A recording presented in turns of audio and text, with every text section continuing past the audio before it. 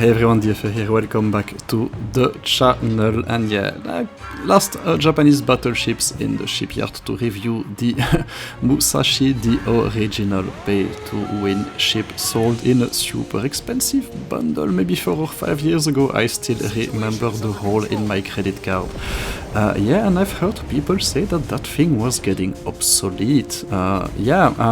So that kind of triggered me into playing the ship again. I had not played it for a long time. And yeah, what can I say? I think the results were pretty positive. Yeah, I think this one is going to get away, unfortunately, but I'm not going to slap that blocker.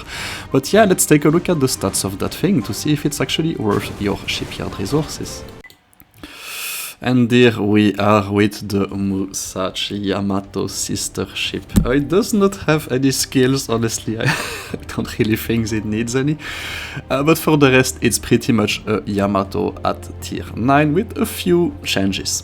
The first one is the survivability. It's pretty much the same armor profile as the Yamato. So those tier 8 ships, they will be scratching your paint, to be honest. It only has, I would say, a bit less hit points, I think something like 2,000 or 3,000, but for the rest, it's pretty much a Yamato at tier 9. For the maneuverability as well, it's also a Yamato at tier 9, which means that it kind of moves like a big brick, which is what it is. Especially when you compare that to the relatively nimble battleships at tier 8, but for the rest you kind of retain the unique feature of the Yamato, which are the 946 centimeter guns, an insane range of close to 15 kilometers. The accuracy, it's actually reduced from the Yamato. Yamato is well above 60%, this one at 56 is actually pretty average for tier 9. But the damage per shell, it's the same as the Yamato, so it's essentially firing the same guns, it's just a little bit less accurate, and your DPM close to 16,000, yeah, very few ships are actually above the Musashi at the tier, and obviously the turret traverse is absolute garbage, so that's something that you have to anticipate when you're positioning that ship, but again it's the same as the Yamato. Where this thing actually improves on the Yamato is in the secondaries department, because if you thought it kind of lacked firepower, well, it does get an extra secondary turret with 3 155mm guns. So practically you're pushing 32,000 damage at the range of 7 kilometers, and yeah, the camouflage that you saw in the intro increases that range as well. It gets auto secondaries as well, because why not? And what it does not get essentially is AA, so that's a massive nerf from the Yamato. The AA of the Musashi is one of the worst, if not the worst, at tier 9, so that's something that you kind of have to plan your game around. So how does the original overpowered pay-to-win ship fare in 2025? Pretty well, actually. I did play 5 battles with it, 5 wins, 5 MVPs, between 90 and 100,000 damage in each battle, so it's far from being power grabbed and useless apps. It's still as strong as it was, especially when in a game like this you are in a tier 8 matchup, and the reason why I actually picked that game is because there was an Atlantico on the enemy team, but honestly you will see later in the video, I will have half of the enemy team in front of me, and I will not care too much about it, to be honest. Because you saw it in the stats section, that thing has Yamato levels of protection against tier 8 guns. There is not a lot they can actually do against you, maybe scratch your paint unless they manage to get really close. While your guns, regardless of the range, 46 centimeter guns, you're going to destroy everything, provided you can actually hit it, and that's pretty much the kind of the trick with the Musashi.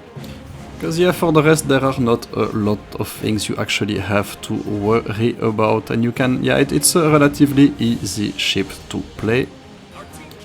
So I would say the only thing that you really have to plan around and worry about are the CVs, because yeah, there's a Pobia down the enemy team, so you kinda have to make sure all the time that there is something between you and the enemy CV, because the Musashi does not respond well to fire and floats. It's absolutely insane. So that's kind of how that thing is balanced, but if there is no CV on the enemy team and it's a tier 8 matchup, good luck playing against that thing. Yeah, that's kind of the king of long range there, the Alabama, with its precise aiming too and its 46cm guns, but yeah, sorry, 406mm guns, and it just got splashed by my 46cm guns. And yeah, so pretty much that is what that thing does. Obviously you play at range, because for the moment there's not much I can do, but really as soon as you get an opportunity to push and get into mid-range, then you take it and you really punish everything that's in front of you, and yeah, that is what typically the Musashi does. I'm keeping that island right next to me, because yeah, you see the Pobia is actually targeting me, so I'm going to hide behind it. That's not going to deter the dive bombers, but it will make it harder for the torpedo bombers, and you see that I'm always grouped with my team, because I really want to enjoy the protection of their AA. So yeah, it looks like we do have an Atlantico right in front of us. It looks like this is going to be an interesting test, by the way. So we're helping our Chapayev there and Peter, who was struggling a little bit against the half of the enemy team, and we're going to see what the Musashi can do to an Atlantico at the range of 10 kilometers. Yeah, quite a lot actually. And so yeah, we do have 2 tier 8 battleships in front of us. Cruiser, yeah, this is where I'm going to have my battle. So I'm going to 3 tier 8 battleships actually, but honestly I couldn't care less. You see what they're doing to me, they're barely scratching my paint, and yeah. Let's take the Alabama, the only one that actually has a chance of dealing damage to me out of the game. And now it's essentially free for all. Anchorage, Atlantico, Bismarck, there's absolutely nothing they can do against me when you are playing against a tier 8 matchup. That things like a cheat code activated.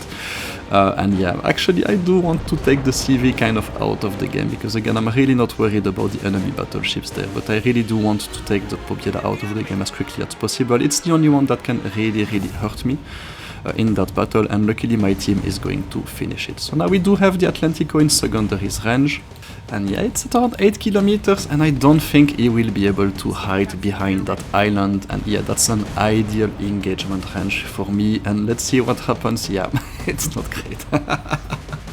It's not good for him, like, how does it feel not being the most overpowered ship in the game all of a sudden, right? So yeah, so you see me being kind of careful, but now that the CV, the enemy CV is gone, yeah, I can be a little bit more aggressive, and that's perfectly fine. And I'm kind of waiting to see where that Atlantico is going to go, because yeah, if I can take him out of the game, you know, at any range my guns, they have absolutely no problem punishing him. But yeah, luckily for us, our Harbin does exactly that, and we do have a Rhone that's kind of YOLOing our CV. Yeah, so you know what, I'm going to completely ignore the Bismarck that seems to be going towards me, and I'm going to focus on that Rhone, to be honest, because yeah, what can you do? I mean, this poor guy has its turrets at the rear, so if he wants to actually do something against me, he absolutely, and charging at me, he has to show some roadside. And that's where I will catch him, essentially. So practically I'm just waiting for him to make a turn, or to kind of show me a little bit of skin. And at that range, maybe I can actually start hitting him with my secondary. So you see the 9 secondaries flying towards him, and yeah, we do manage to set him on fire. You can set quite a lot of fires with those secondaries, by the way. So yeah, yeah, I did get my CV, but honestly I could not care less at this stage of the game, because the Bismarck seems like he wants to have a one-on-one conversation with us. I think it should be close to secondary's range, so I'm going to, you know, I'm going to send one last salvo to that Rhone, and I'm going to let my team finish him. And now I can actually take a look at the, I would say, former king of brawlers at tier 8. And yeah, you're kind of seeing the annoying thing with the Musashi, and why you kind of have to plan ahead your engagements. It really moves like a brick. It's really a Yamato, so it has zero flexibility at short range. But luckily, to compensate for that, with those incredible guns, and at that range that poor Bismarck has absolutely no chance. I don't care how many secondaries, auto-secondaries you have. As soon as I press that button with those 46cm guns, you are going down, because there is not a single ship at tier 8 that can withstand the offensive power of that thing. So there you go. So the Sushi against tier 8. Is it fun? Honestly, against tier 8, easily 5 stars. Tier 10 you will struggle a bit more, but that's the case for every single tier 9 battleship, let's be honest here. Beginner friendliness, 5 stars, amazing protection. You just need to watch out for CVs and play carefully, but your armor will get you out of trouble in many situations. Is it free to play friendly? Actually, kind of. You can put any commander you want in there. It's not going to make a big difference, but still it's a battleship. Higher tier, you still pretty much need premium repair kits and a historical camo or the special camo that improves the secondaries range to help with your accuracy. Overall, 4 star out of 5, excellent ship, and I would easily give it 5 stars against tier 8. So yeah, if you can get it from the shipyard, please do so.